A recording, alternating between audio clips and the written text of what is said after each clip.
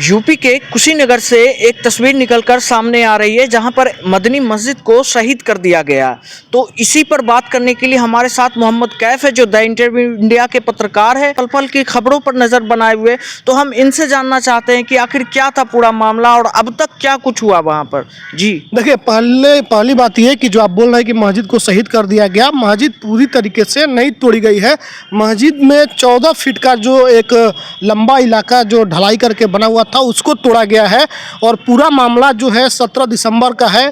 कुशीनगर जिले के हाटा में जो मदनी मस्जिद मौजूद है वहाँ पर एक राम बच्चन करके छोटवइये नेता है, भाजपा से शायद वो जुड़े हुए हैं, ऐसा बताया जा रहा है कि वो भाजपा के नेता हैं। और उनके द्वारा आपत्ति की गई कि ये जो मस्जिद बनी हुई है मदनी मस्जिद, ये सरकारी ज़मीन पर बनी है, अवैध रूप से इसका निर्माण हुआ है। जिसको लेकर के उसी दिन जिस दिन एप्लीकेशन उन्होंने दिया उसी दिन एसपी साहब वो वहाँ पर घटना स्थल पर पहुँचे, मदनी मस्जिद के पास पहुँचे।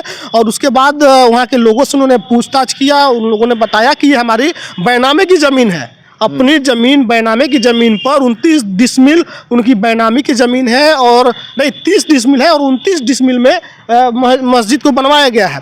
उस दिन रात में मामला ठंडा हो गया। अगले दिन बताया गया, जैसे कि हमने मस्जिद कमेटी के लोगों से बात करी थी, तो उन्होंने बताया कि अगले दिन 18 दिसंबर को फिर से कई लोग आए, एसडीएम साहब आए, एसपी साहब आए और तमाम पदाधिकारी जो है राजस्व वगैरह के जुड़े हुए पदाधिकारी वहाँ पहुँचे।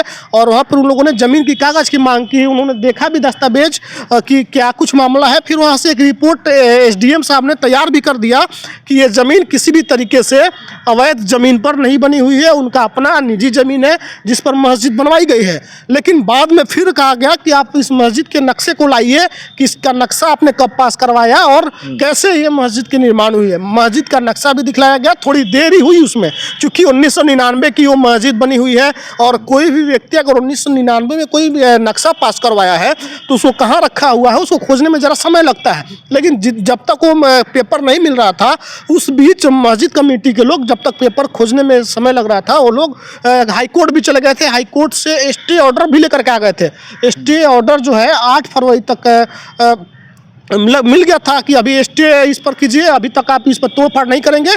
मस्जिद कमेटी के लोगों को भी समय दिया गया, एसडीएम साहब को भी समय दिया गया कि आप अच्छे तरीके से इस चीज़ को जान लीजिए कि क्या हुआ है। उन लोगों को भी बताया गया कितने दिन में आप वहाँ पर कागज़ दिखाइए। कागज़ दिखाने में उन लोगों को थोड़ी सी विलम्ब हुई, कागज़ दिखाया भी गया।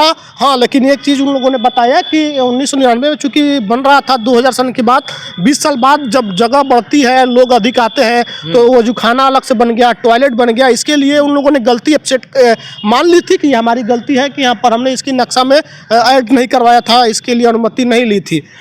अब क्या हुआ कि उसको पूरे तरीके से मानने के लिए कोई वहाँ पे तैयार नहीं है। प्रशासन के लोग 9 से 10 जेसीबी लेके पहुँच गए, क्रेन लेके पहुँच गए और 14 फीट का इलाका जो मस्जिद में बना हुआ है उसको पूरे तरीके से क्षतिग्रस्त करके तोड़फोड़ करके वो लोग चले गए। मतलब टारगेट मस्जिद था। अब क्या टारगेट था, क्या वहाँ पर उन लोगों को आदेश मिला था, किसके आदेश से लोग पहुँचे थे?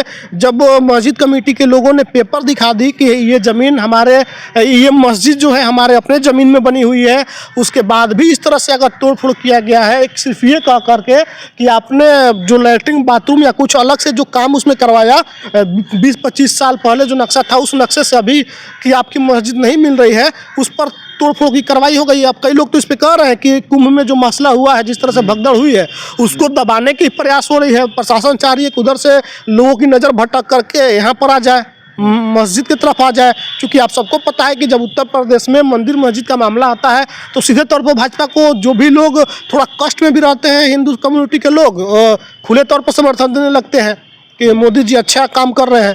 तो हो सकता है कि ये भी रहा हो।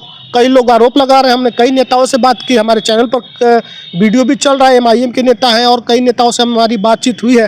तो उन लोगों ने कहा यही बात कि कुंभ में जो इतनी बड़ी घटना घटित हुई है उससे लोगों का माइंड डाइवर्ट करने के लिए कुशीनगर के मदनी मस्जिद को निशाना बनाया गया है, वहाँ पर तोड़फोड़ की गई है। ज़मीन अपनी है, थोड़ी सी नक्शा में कुछ चूँकि पहले का नक्शा है और बाद में वहाँ पर लेटरिन बाथरूम कुछ एक्स्ट्रा बनवाया गया है, तो अगर आपको आपत्ति है तो आप जुर्माना लगा सकते हैं, जुर्माना भी लगता है। या फिर कोर्ट ने स्टे लगाया था, उसके पहले जब जिस दिन तक का कोर्ट का स्टे था, हम तारीख भूल रहे हैं किस तारीख तक का था, उस दिन तक डीएम साहब के पास लगातार मस्जिद कमेटी के तरफ से वकील जाते रहे, बोलते रहे कि डीएम साहब आपके तरफ से क्या आदेश हो रहा है बताइए। सॉरी, डीएम या एसडीएम साहब, थोड़ा सा कन्फ्यूजन हो रहा है, तो वहाँ पर नहीं बताया गया और अंततः मस्जिद तोड़ दी गई है। तो ये तो सीधा सीधा दिखा रहा है कि टारगेटेड सब कुछ हुआ है। क्या लगता है ये क्यों टारगेट कर रहे हैं, ये मुसलमानों को ही क्यों टारगेट कर रहे हैं? अब इस पर हम नहीं बोलेंगे, चूंकि हम किसी पॉलिटिकल पार्टी से नहीं है, हम इंडिविजुअली आपको घटना बता रहे थे कि क्या है। लेकिन हाँ, जो राजनीतिक दल के लोग हैं वो तो बता रहे हैं कि मुसलमानों को डरा करके योगी जी शासन करते हैं, और जो हिंदू लोग मरे हैं कुंभ में, तो अब उस पर सवाल उठ रहा है कि किस तरीके से व्यवस्था आपने करी। आप हिंदुओं के युवराज बताए जाते हैं, हिंदुओं ने आपको चुना, मसीहा के तौर पर आपको मानते हैं, और उनकी आप जान की रक्षा नहीं कर सकते हैं। तो ये सब सवाल उठने बंद हो जाए, इसलिए मस्जिद तोड़ी गई है, ऐसा तो लोग कह रहे हैं, लेकिन ये हमारा आरोप नहीं है। आपका बहुत बहुत शुक्रिया। तो अभी तक जो हुआ उस पर हमने चर्चा की द इंटरव्यू इंडिया के पत्रकार मोहम्मद कैफ से। इन्होंने पल पल की खबर वहाँ की रखी हुई है, पल पल की न्यूज़ बता रहे हैं।